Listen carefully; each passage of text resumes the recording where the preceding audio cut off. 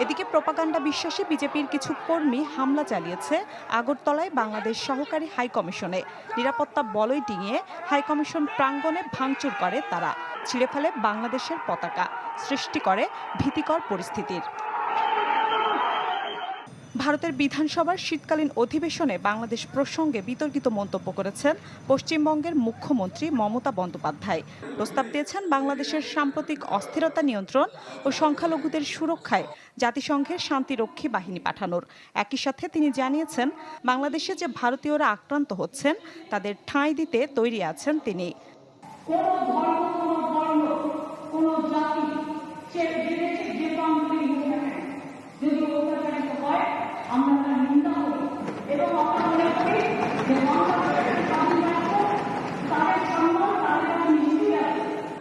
মমতা অভিযোগ করেন, বাংলাদেশ নিয়ে নরেন্দ্র মোদী